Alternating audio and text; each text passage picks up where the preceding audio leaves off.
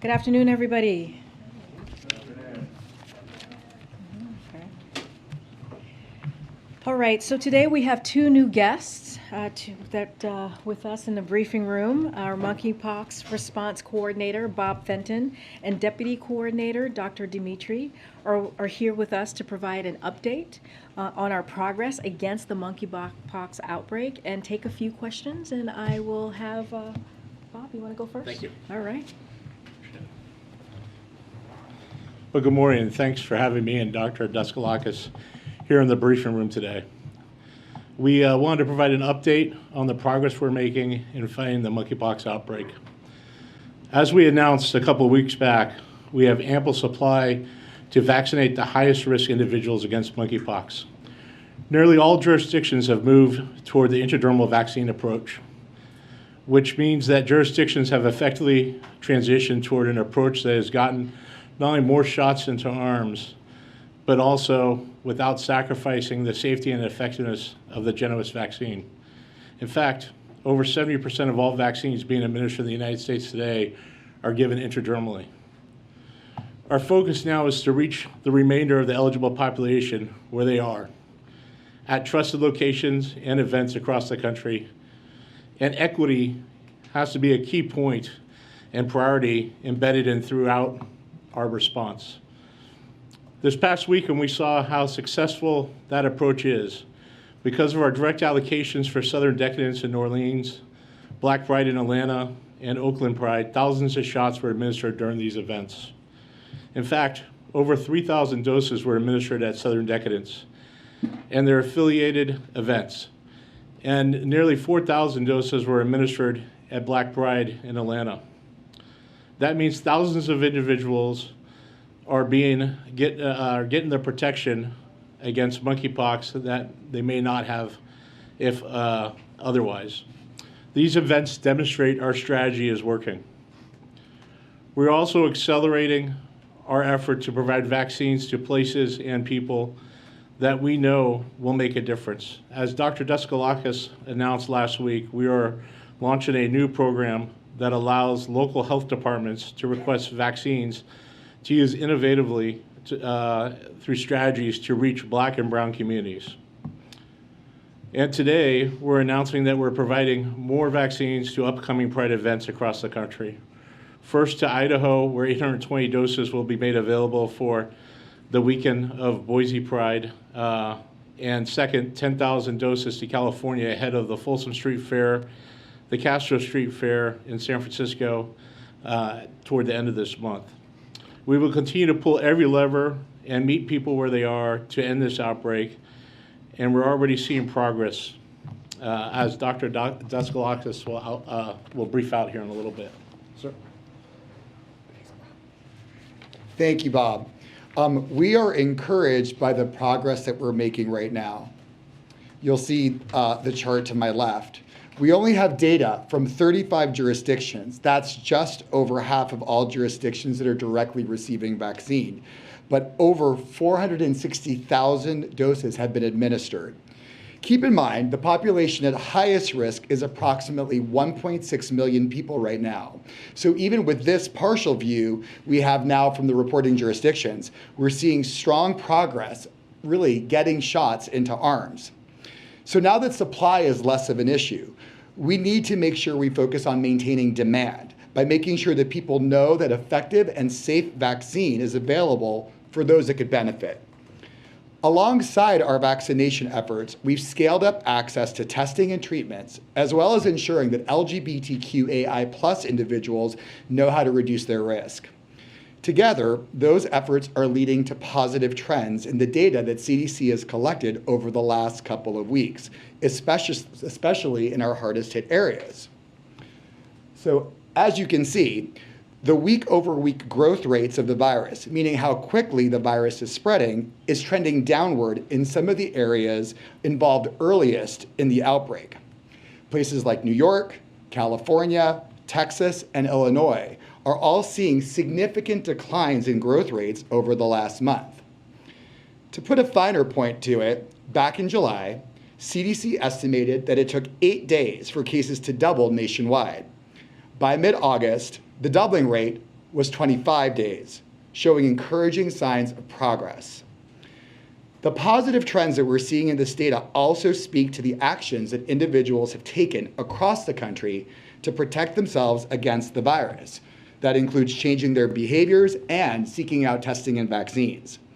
But the data also underscores the fact that we cannot be complacent, and we must aggressively continue our work to get clear prevention guidance and vaccines out to individuals in communities where the virus continues to spread quickly, and those places and individuals that may face barriers in accessing testing, treatments, and vaccinations. So that's why our approach centered on increasing vaccine access, including through equity interventions and event allocations in partnership with our outreach and engagement efforts, will continue to be critical as we fight this outbreak. Thank you. All right, we'll take a couple of questions. Thanks. I have two really fast. First, colleges are back in session. HHS told me last week that if they begin to see an outbreak on a college campus, they'll work to make vaccines more available. I guess this is to either of you. But my question is, what proactive steps are you taking to make sure there is not an outbreak on a college campus? So we're really excited that we've taken a lot of steps before colleges came in session, which included creating a toolkit that was for universities. I personally got to talk to all of the folks that run the health services in universities, and that we've also had engagements with the higher executives of the universities to make them aware of the resources that we have. So that includes a combination of CDC resources that focus on congregate settings, as well as really clear information about safer sex, as well as how vaccines are accessible and available. So it's really a multi-layer approach where we provide appropriate information, make sure that it goes to the right folks, and then also that we give resources to not only figure out what the behavioral interventions need to be on college campuses, but also like what biomedical things like vaccine can be used in the event of cases. I have one more, but I can just, Sure. So are you guys really concerned about this? So the risk in colleges is extremely low. So I think that we're concerned because obviously we want to make sure that if there is a case in college that everyone knows what to do. But realistically, given the way that this virus is spreading through the population, the risk in those settings is low. Awareness is more important than anxiety. If I can just ask my other question, is that the CDC is reporting fewer and fewer cases recently among men who recently had sex with men, roughly 66% down from 95% 2 months ago. So my question is, do you guys think that that data is a reflection of just more testing, or is it possible that this is spreading more easily, that the risk of catching it is different and higher than originally thought? No, I think that what that data really shows is that the population of men who have sex with men, we're seeing decreasing infections among them, and also it represents other mechanisms of transmission that may not be sex, but could be other close contact, so close contact in households, et cetera. So I think it's something to watch, but I don't think that it's a harbinger of meaning that the virus is doing anything different right now.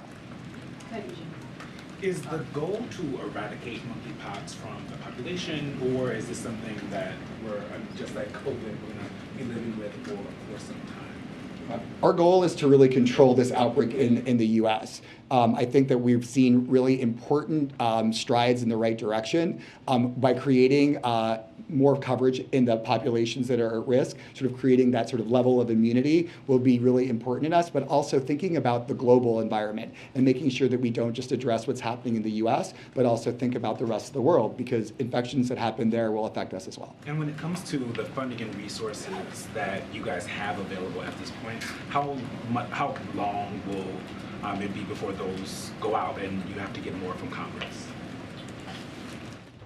Well, we're working right now with Congress on the supplemental as part of the CR to identify additional funding needed both in vaccine supply to not only replenish what has been used out of the stockpile, which is critical if there was another event for our security of the nation, but also to provide additional vaccine and have it more available if needed during this event. Also, there's a number of other things that we're pursuing, including technology with testing, research, to continue to watch this event and study as it progresses, to include other types of looking at the treatments that are being provided and those kind of things. So we have enough money right now to make the key decisions we need to make. But as this progresses, we need to replenish what we've used and be able to have additional funding to keep the fight going. How much longer will you have this funding before you have to ask for it? Well, we're asking for more right now as part of the supplemental, as part of the CR. So one would assume that as it goes into the end of the fiscal year, we'd be looking to hopefully working with Congress to get that additional money to make those investments in our stockpile and to make sure that we're able to replenish what's been used, plus have additional funding if needed. Thank you guys for doing this, Doctor. I think this question is for you. As a result of this outbreak, there has been the expression of real concern in the gay community, the LGBTQ plus community, about a stigmatization specifically related to gay men. So what specifically can you say as it relates to those concerns of a new stigma being attached to gay men across this country due to monkeypox? So I'll start by saying it's the role of governmental public health and government to really model excellent behavior on that. And I think we're really proud of the work that we've done to create non-stigmatizing language to inform people what they need to do to stay healthy. So I think that that's the first step, which is really making sure that we're modeling the right behavior and that we're putting out materials that speak to the community in a way that doesn't stigmatize them. I think it's all of our responsibility, and I think that we as sort of the role model in that, it's really important. But I think that, in media, in the way that we communicate with our students and universities, in the ways that we communicate with others that need to know about this, really making it clear that this is a virus. It's, like I'd like to say, a piece of DNA wrapped in some fat. It's not smart. It can't distinguish between people based on their sexual orientation or gender. And so everyone needs to be aware, but we need to make sure that we're messaging appropriately to the folks who are overly represented in the outbreak. And to be clear, though, for those who are sort of embracing this stigmatization, right? This is, as we've witnessed in other diseases of impact, in particular the gay community, this is not by a handshake. This is not by going into a restroom. Can you help clarify some of the confusion that exists, the misperceptions? Yeah, so I think, this virus transmits through very close skin-to-skin physical contact, often in the setting of sexual exposure. But there are other mechanisms for its transmission, including if you touch objects that individuals who've had monkeypox touch, or if you have prolonged exposure to respiratory droplets. With that said, signaling to people who are in the gay, bisexual, other men who have sex with men communities, and also transgender people who have sex with men, that it's really important to have awareness that it's circulating in the community is really a critical part of the messaging, while not generating inordinate concern and really focusing on the infection as linked to an identity. So it's just an infection. It's not linked to an identity. It just happens to be in the social network. Thank you, sir. I do want to dig deeper into the racial disparity because it's growing week by week. Fewer and fewer cases are being seen among white people, more among people of color. I think it's something close to 75% now. You mentioned it's a priority. What specifically are you doing to reach out to people of color? No, it's great. I think that the core work that we've done to reach out to people of color really begins with the fact that we've made vaccine accessible. So the first step in addressing a lot of the equity issues and gaps that we see in vaccination is really about making vaccine available. That means the new strategy, the intradermal strategy, making sure we have more vaccine, all of the work to create more vaccine to bring to the U.S. as well as to fill and finish in the U.S. has been really important. But we also have all of these equity interventions that include these large events. I think Bob just told you about a couple of really large ones that have been, frankly, wildly successful with thousands of vaccines that went to the community.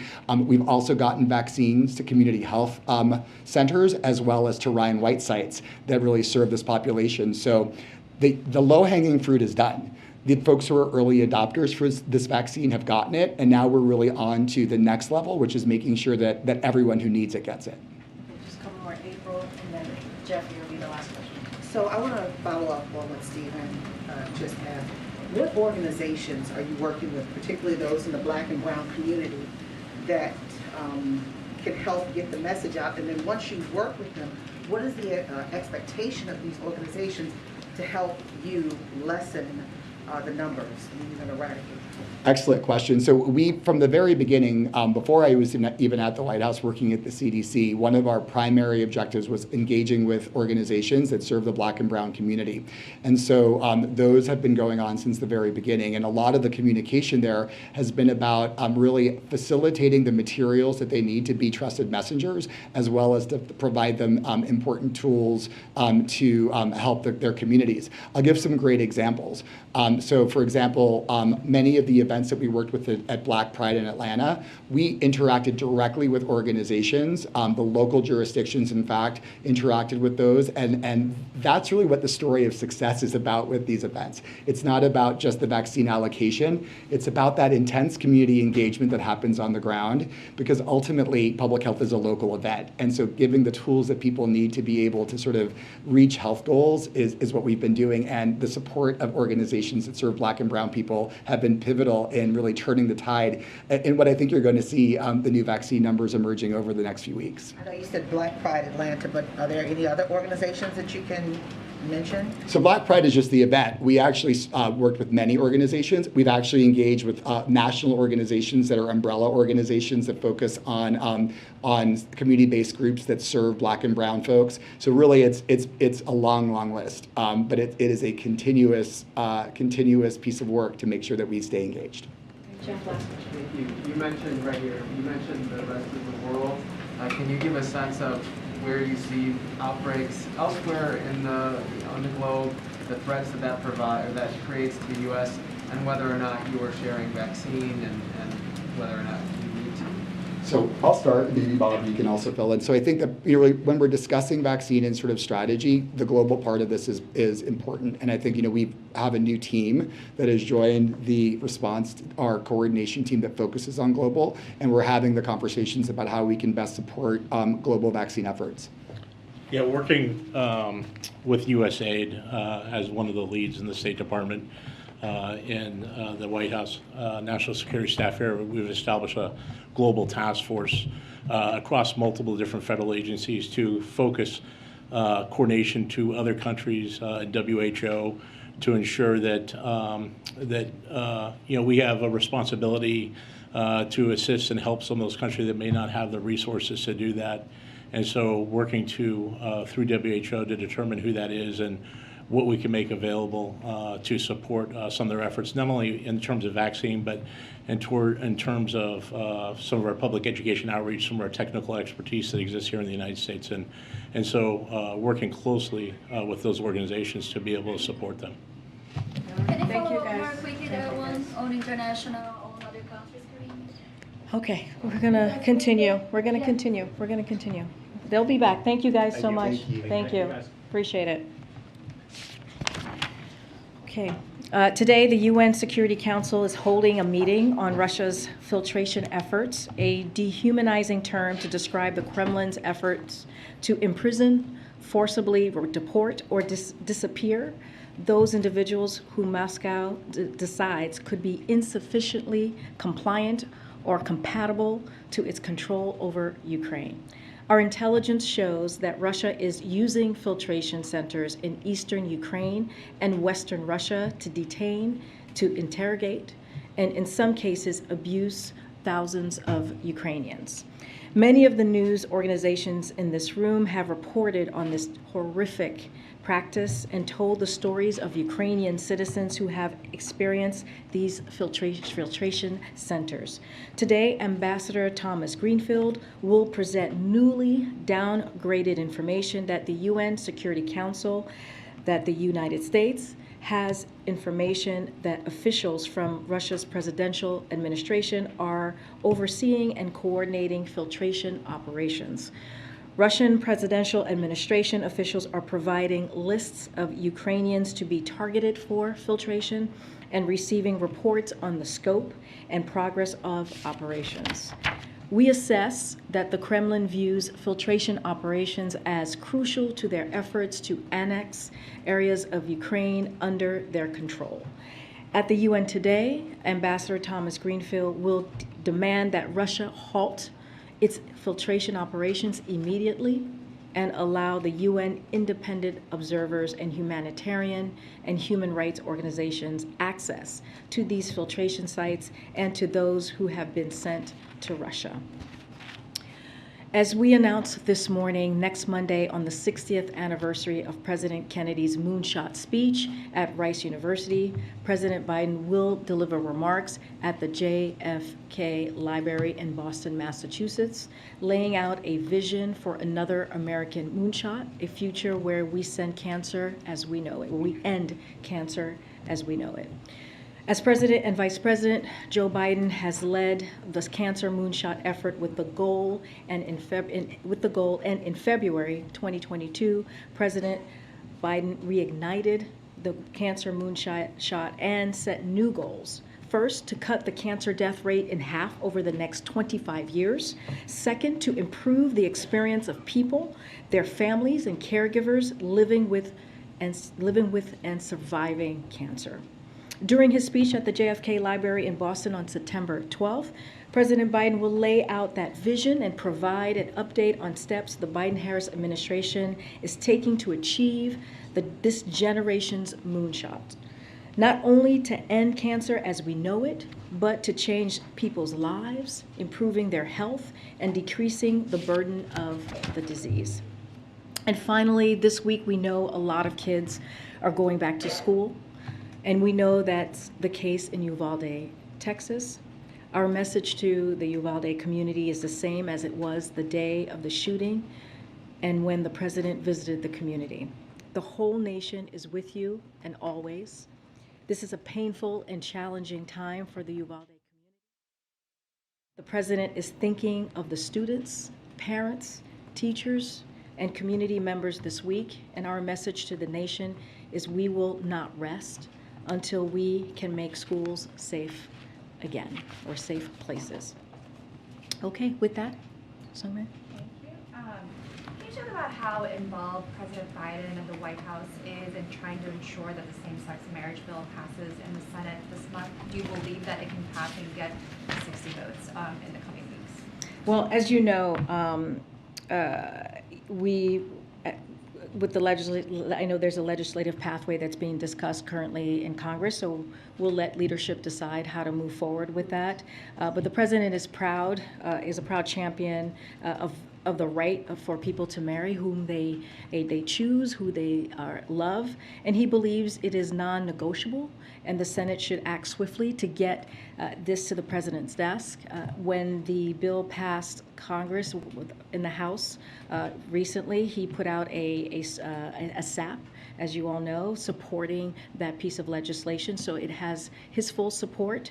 And I just want to add, the president was one of the first leaders after the Dobbs decision leaked to sound the alarm about the imminent threats to the imminent threat this meant to the right to marry, something he has continuously reminded the country of since. So his team is going to continue to be closely connected and have continued conversations with staff and members in Congress to make sure that we get this done. But again, this is something that he supports, this piece of legislation, and this is an issue when it comes to marriage equality that he has supported through his Senate days and as VP and now as president. And one foreign policy question.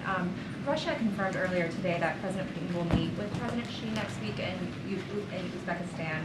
And obviously that's one of President Xi's first trips out of China since the pandemic began. And I'm wondering if the White House sees it as a concerning signal at all that for his first major foreign trip, President Xi is choosing to meet with President Putin, and what kind of message that sends to this White House? So, and we have said this before, I'm not going to speak to reported meetings between other countries.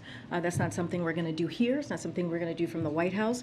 But we've made clear our concerns about the depth of China's alignment and ties with Russia. Even as Russia prosecutes a war of aggression on Ukraine, an unprovoked war, as we have said, a brutal war. But again, I'm just not going to respond or make comments on a meeting that other countries are having with each other. Great. Thanks, Karine. I'm going to follow up, I guess, on both of Sungmin's questions. The first was on marriage equality. Yeah. You said you'd leave it up to leadership. Is there a reason that you wouldn't want it as part of the continuing resolution? Again, when it comes to the mechanism, and we've said this before, it's nothing new when we're asked about a process of a piece of legislation. When it comes to that process, that mechanism, the path forward, we leave that to the leadership. On President Putin, he also spoke today and said that he threatened to cut off all energy exports to the West if the U.S. proceeded with its gas This cap. is the gas price. And so I'm wondering, are you concerned about that threat? Do you think it's a legitimate threat? If so, does it change your strategy at all going forward on this? On the So cap? I think, and you've heard us say this before as well, is that this shows that Putin is again weaponizing energy by his very words, also by his actions. But the president and our partners in Europe predicted this playbook. We saw this coming, and we have been preparing for months. And we have talked through the different processes of how this price cap could look. So another thing that we have done is we've set up a task force. You've heard us talk about this with the EU back in March to work on ways to increase alternate sources of natural gas to Europe and help reduce Europe's demand for Russian energy through increased efficiency and clean energy deployment. And so that is something that we're going to continue to do to be helpful to Europe as they head into the winter months. But this process of the task force already has had a positive effect as we've seen. Europe gas shortage will be full by the critical winter heating season. Germany will reach their target gas storage despite the Russian cuts ahead of schedule, and Europe as a whole will reach a significant higher level than last year. So again, we prepared for this. We knew this was going to be part of the playbook in Russia weaponizing energy as they have been for the past several months, and so we will be prepared for this move. One last quick one. I know I saw the readout between the president and the prime minister's phone call last night. It made mention of the fact that they discussed the Northern Ireland protocols, and I'm wondering if you can say specifically if the president discouraged her from abandoning elements of that, or give any more color to that conversation, sort of the tone and tenor of their tone. So I don't really have too much more to add from the readout. Look, the president expressed it is a priority protecting the gains of the Belfast and the Good Friday Agreement, and preserving peace, stability, and prosperity for the people of Northern Ireland. Don't have much more to add from that. Okay. I'm going to try and call the folks out. Go ahead. Thanks. Can you just follow up on Justin's first question? And I understand that storage supply is certainly up right now, but if weather goes in a bad or unpredictable direction, things could get significantly worse for Europe in terms of pricing for the people. How concerned is the White House right now about political instability? We saw it in Prague, the protests in Prague, and what it might mean for the coalition going forward? Do you mean in general, the coalition as it relates as in to kind of the Western alliance with as it pertains the NATO, to Ukraine, and whether or not okay. political instability driven by energy cost increases could be very problematic? So look, you have seen the alliance and the strength of the alliance these past several months, and a lot of that is because of the leadership of this president. We are going to continue to work on that partnership. We're going to continue to work with our allies. As we have seen, NATO is going to expand by 2, and that's because of what this president has been able to do. This is one of the things that Russia, that Putin, that the Kremlin thought it was going to do is divide the West, make NATO weaker, and it did the complete opposite. And that is what we have seen for the past several months. And as you know, the president was in Europe recently, just before the summer, and you saw the strength of that alliance. You saw the strength of that partnership, and we believe you're going to continue to see that, and we're going to continue to be in coordination. I mean, I think the price cap, when the G7 finance ministries met last week, you saw them come together and put forth different pathways to the price cap. And so that is one way you see that alliance continuing as well.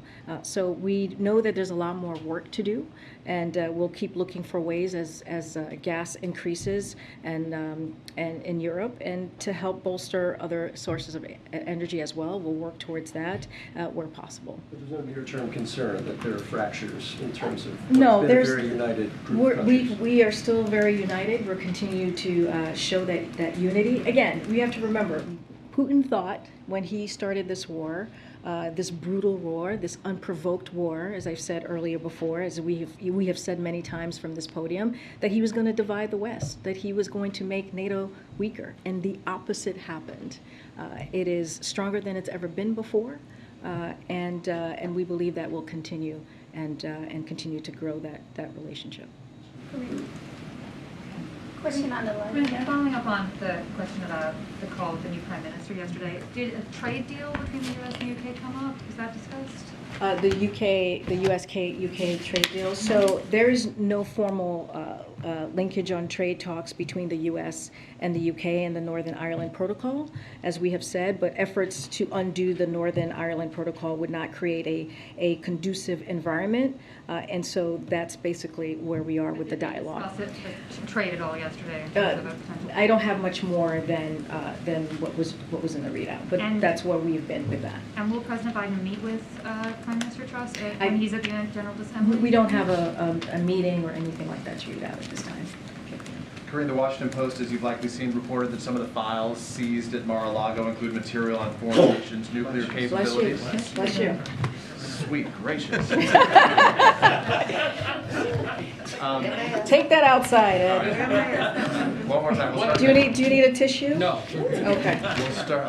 I'll keep my mask on. Quickly, the Washington Post reports that files seized at Mar-a-Lago include material on foreign nations' nuclear capabilities. I know you can't speak specific to that investigation, nor to the findings there. I know where the line is drawn at this White House as it relates to that. But what has this president specifically said, and has he held any calls with some of America's allies or even adversaries on the issue of nuclear secrets that the U.S. may have some access to try to placate their concerns that that information is not in safe hands in the United States? So I can say this, we don't have any calls to foreign governments to read out at this time on this particular issue. As you know, and I'll reiterate this, you already kind of alluded, you know, when it comes to this specific issue, as I've said many times, the ODNI is in the middle of an assessment, and DOJ is in the middle of an ongoing criminal investigation, so I'm not going to comment, but again, I don't have any calls to read out. Let me ask separate from that then. Obviously, this is not unique to this investigation. There's been discussion that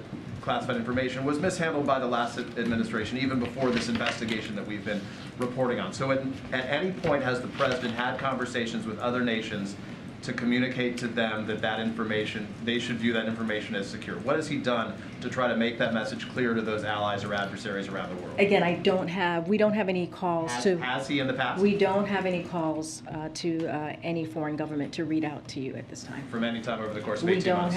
We don't have any calls to read out at this time. Thank you. Okay, I'm going to go jump around. Go ahead. I want to ask about a decision today by a judge in Texas who said the Affordable Care Act's requirement that insurance plans cover HIV prevention drugs violates the religious freedom of a company. Wanted to see if you can comment on that decision, and related to that, can you give us an update on your efforts to update the last administration's rule allowing employers with religious objections and moral concerns to not include birth control in their plans they offer? So as for that decision, I'll refer you to the Department of Justice on that particular decision. We will have a statement from here. I just don't have anything to share at this time. Any update on the rewriting the rule from the last administration on covering with that as well, I would refer you to the Department of Justice. I don't have anything to share at this time. Okay, to the back. So yeah, thanks, Karine. So a federal judge talked about the social media lawsuits from Missouri and Louisiana. A federal judge ordered that you have 20 days to turn over emails communicating with social media companies over misinformation and disinformation. What are those emails going to show? What kind of communication? So I can't comment. You've asked me this question last week. I can't comment on any specifically ongoing litigation. And so again, we would refer you to Department of Justice. A couple of things that I would say on just as a general matter on this. As we've said over and over again since the beginning of the administration in our battle against COVID-19, it has been critical for the American people to have access to factual, accurate, science-based information, and ensuring that any media platforms have access to latest information on a once-in-a-generation pandemic is something that has been done since the earliest days of the pandemic, beginning under the former president. So this has happened under the former president. I cannot say more from here. It is an ongoing litigation, as you know, and so I would refer you to the department. What about if those communications are still happening? Are there frequent contacts between the administration and social media companies? So I'll say this, you know, as we have said before, there has been ongoing work dating to the Trump administration to provide accurate COVID information where folks get their news. Again, this is litigation that is ongoing and is currently happening. Clearly, that's why it's ongoing, and so I would refer you to the Department of Justice on that. Karine, thank you. President Biden has said that not every Republican is a MAGA Republican. Would he consider Mitch McConnell a MAGA Republican? I'm not going to go into specific name or people from here. What I will say is, you know, when you go back to the speech, his speech last Thursday, you know, people have talked about if it was divisive. It wasn't divisive. The way that we saw this speech is that he was talking to majority of the country who agree that we have to protect our democracy, who agree that we have to protect our freedom, who agree that we have to protect our rights. And the point of the speech was that he wanted to really point to an inflection point, an inflection time that we're in this time in our country. And he spoke very clearly. He talked about a minority, a small group of people who have extreme views and who threaten that very, very core value of who we are as a country. And you know, he also asked for people to come together. It didn't matter if you were a Republican or independent or a Democrat. He asked for folks to come together and stand against what we were seeing, these attacks.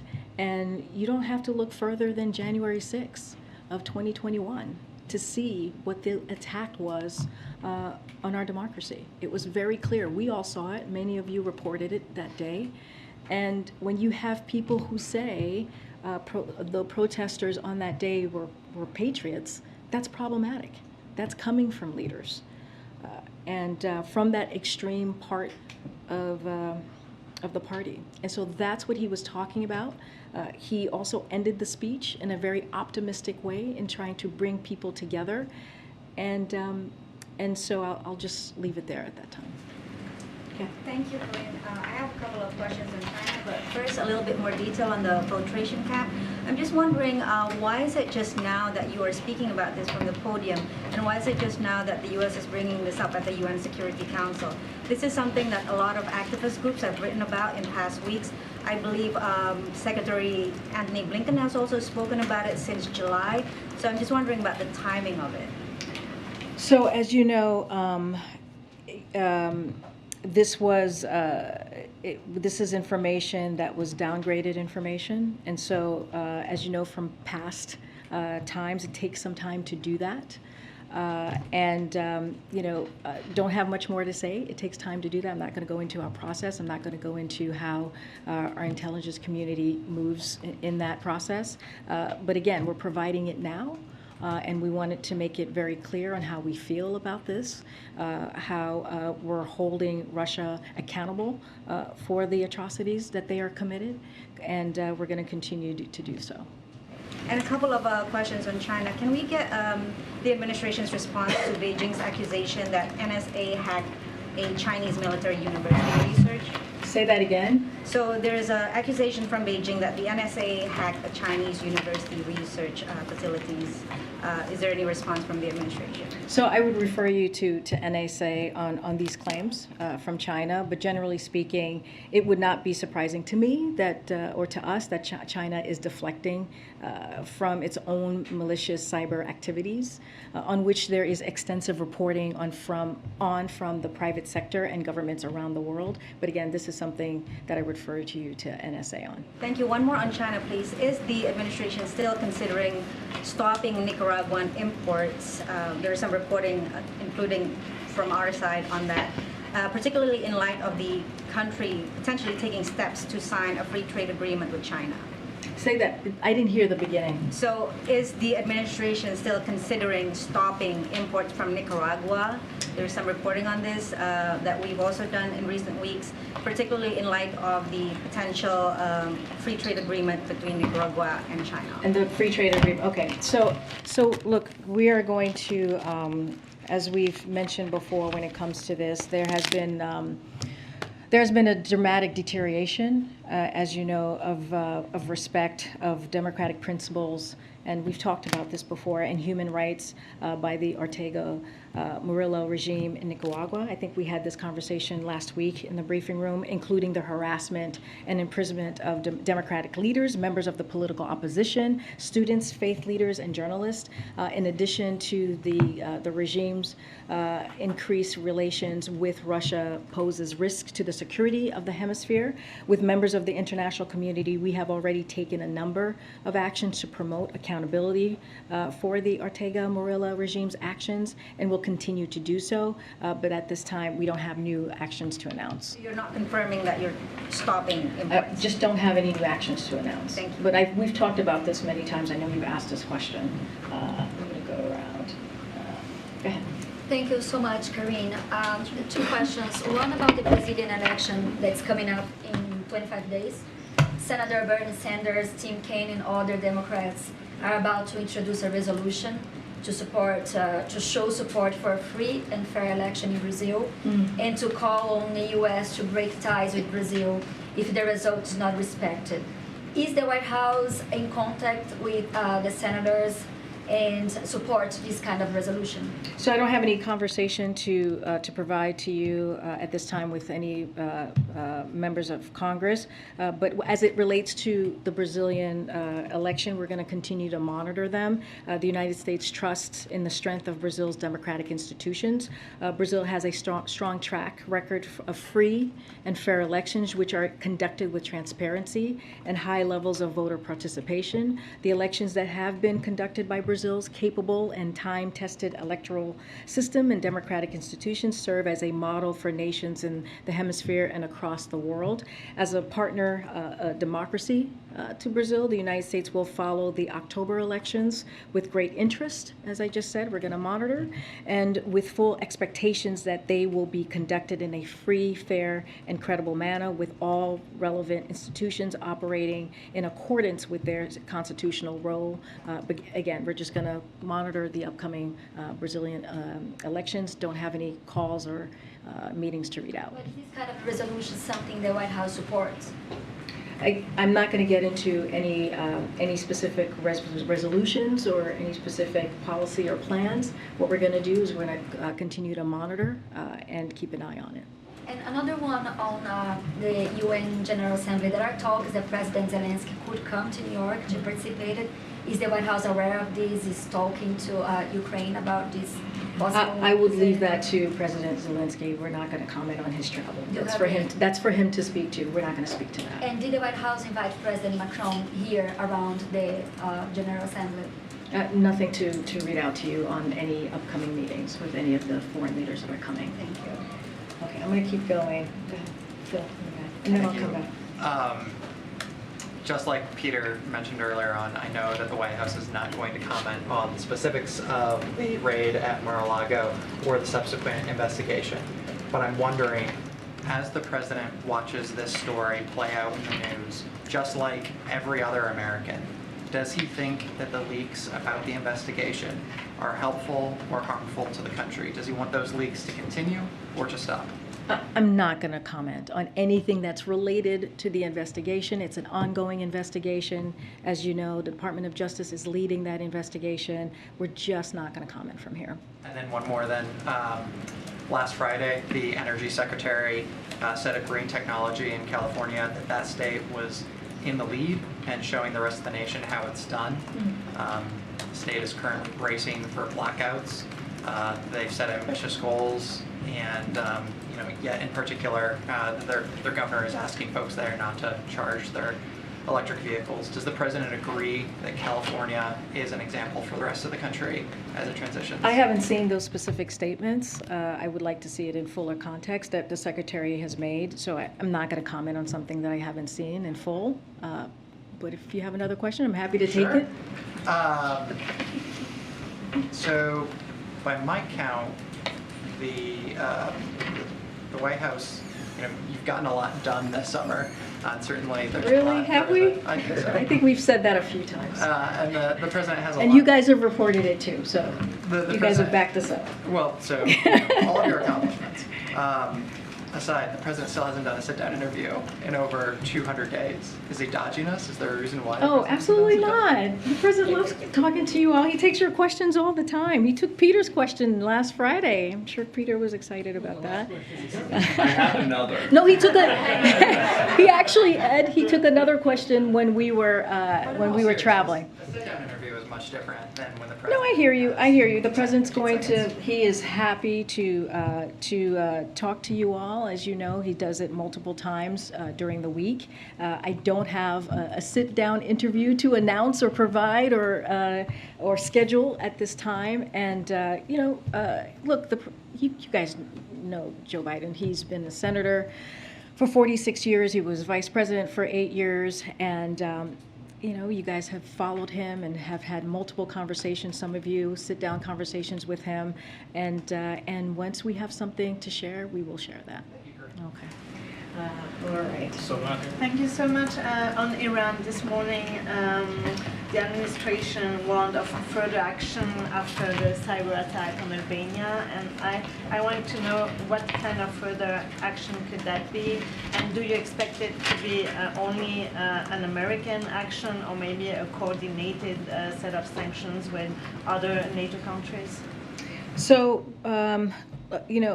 will NATO allies will make their own sovereign decisions about how to respond to the cyber attacks, including whether to invoke. I know people have asked about Article 5, and so that will be up to the NATO allies. As you know, there's a process in this. There are multiple processes before we can get to invoking Article 5. So again, that's something that the NATO allies are going to have to discuss. The administration support invoking Again, this is not. This is part of NATO allies to decide on, and so our role here is to support Albania's efforts to hold Iran accountable and work with Albania to strengthen its cybersecurity and reinforce norms of responsible state behavior in cyberspace.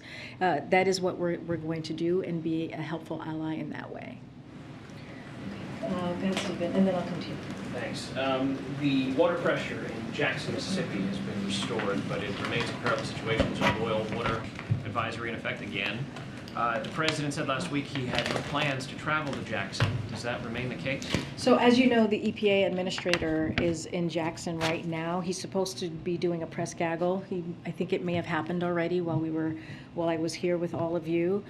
So he was he's there today, and he has had a press gaggle, I believe, with the mayor and also the governor. I don't have a trip to read out to you. I do want to say FEMA, EPA, and the U.S. Army Corps of Engineers continue to partner with officials there to help distribute water, expedite the delivery of equipment to repair the water treatment facility, and support with safety inspections. The emergency declaration signed by this president just last week or so includes reimbursement for drinking water and support for temporary repairs to the water system. Just a couple of things I want to list out to date that we have done.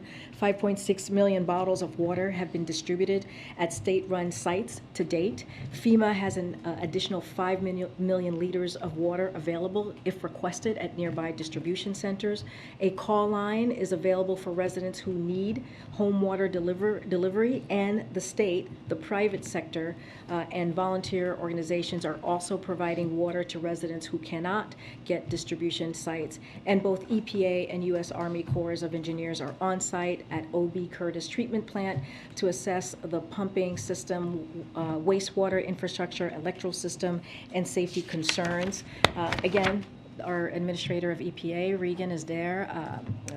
The FEMA administrator, Criswell, was there recently, as well as Mitch Landrieu was there on Friday. And so we have had an all hands on deck and being as very responsive to their needs and surging that response right after the declaration was requested and signed by the president. It's not the first time the EPA administrator has gone down to Jackson to Yep. talk about this problem. He went last year. Why has the president decided, or seemingly decided to this point, not to direct the nation's attention himself to this problem? I mean, he's going over the next week, he's going to Ohio, Massachusetts, Michigan. We've traveled with him to New York, New Jersey, Kentucky, Texas, and the West. He's talk about natural disasters. This is a man-made disaster. Why doesn't he use the power of the presidency to focus the nation's attention? I would say, Stephen, that he has used the power of the presidency to focus on this particular issue. If you think about what happens to brown and black communities across the country when it comes to environmental injustices, if you look at the bipartisan infrastructure law, if you look at the Inflation Reduction Act, if you put those together, $100 billion is going to deal with that issue in communities like Jackson. And that's going to go a very long way. That is an investment that we don't see at all very often from a federal government, from a White House, to be zeroed in on those issues of environmental injustices. This is part of the plan of this president to deal with that in a real serious way. And we're going to continue. We have worked closely with groups and organizations on other things that we can do to deal with these issues. And so we're going to continue to do that. I mean, that's why the bipartisan infrastructure law is so critical, is so important. It's going to fix crumbling infrastructure that, like we're seeing in Jackson. We've talked about the $400 million through the American Rescue Plan for water upgrades across that very state. The city has allocated $20 million of its ARP funds for water and sewer infrastructure needs, $75 million through the bipartisan infrastructure law to support the state to provide clean and safer water this year, with an additional $429 million available to the state over the next 5 years. $30.9 million through the EPA's revolving loan funds for treatment and distribution system improvements for Jackson. And so we have made this a priority. The reason why the EPA administrator has been there multiple times is because he has made that a priority, in particular dealing with environmental justice issues that we see across the country. So he has used the power and the power of the pen, if you will, to deal with this issue in a real way by providing funding that's been long needed in these communities. Thank you, Karine. As refugees were being evacuated from Afghanistan into the U.S. last year, why weren't they all being thoroughly vetted? So are you talking about, what are you referring to? Well, so as the White House was managing the Afghanistan withdrawal last year, we were told no one is coming into the United States of America who has not been through a thorough screening and background check process. But now there's this DHS Inspector General who says CBP admitted or paroled evacuees who were not fully vetted into the United States. That is not good. That is different than what you guys said. So how did this happen? No, it's not different than what we have said. That very report, it did not take into account the key steps in that rigorous, you heard from us, rigorous and multi-layered screening and vetting process the U.S. government took before at-risk Afghans were permitted to come to the U.S. Again, I would refer you to the DHS comments on this. It did not take into full account of what the other agencies are involved in making sure that this multi-layered process and screening process, it is a multi-agency effort, and it did not. This particular report did not include that. Okay, but so in the last week or so, we've heard the president calling elected Republicans a threat to the country. Does he think MAGA Republicans are more of a threat to the country than people DHS says may pose a risk to national security and the safety of local communities? Again, DHS has disputed this report. And it said it didn't take into account the key steps that we have taken as a U.S. government, the rigorous multi-layered screening and vetting process that we take as a government. That was not part of the report. Again, this report is not accurate. I know that our team has spoken to your team about this, and the DHS has provided a comment saying just that. So again, I refer it to DHS. Karine, a question on Somalia. Thanks, Karine. The Obamas were here today. Yes. Before the event in the East Room, can you give us any color about what the Bidens and the Obamas did together? Yeah, one thing I can say, and I believe one of the presidents mentioned it while they were speaking, is they had lunch They had lunch together and they caught up and they talked about their families. And they're very close. They're good friends. Not only were they partners for 8 years, but they also became close friends as well. Their families, and so I can say that they had lunch together. Where did they have lunch? I don't have specifics on where they had lunch, but they spoke to it. I can't remember which one. One of the presidents spoke to them having lunch and catching up. Okay, and just one other topic following up on Peter's question. Can the United States assure its allies that their nuclear secrets are safe? I know you guys have a lot of interest in this, and I know this is a question that is more broader question, but I want to be very clear, and from here we cannot comment, or we will not comment on anything related or close to the independent investigation, and I'm just not going to comment on that. Okay. I'm going to go. Probably one or two more. Oh, okay, one or two. Let me call on folks I haven't called. Karen? Just to go back to the $47 billion in funding that the White House had requested last week, COVID, Ukraine, monkeypox, and natural disasters. Can you give us an update on what the White House is doing right now, the conversations that are being had with lawmakers to try and push that through? Is the president having conversations with lawmakers, and is there something that, if there's a sense that something has to get dropped, what's the priority of that list right now? So I'm not going to get into a priority of list. Look, the way we see this is our job is to tell Congress what we need to protect the American people, what we need to get things moving as we look at the different components here.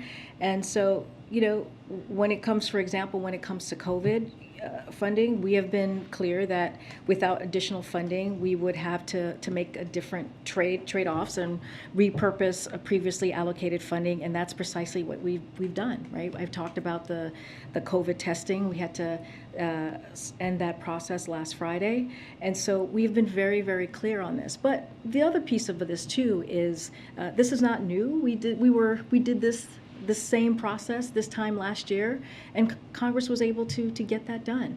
So we don't see this as a difficult process. We don't see this as an uphill battle. We see this as that is very doable.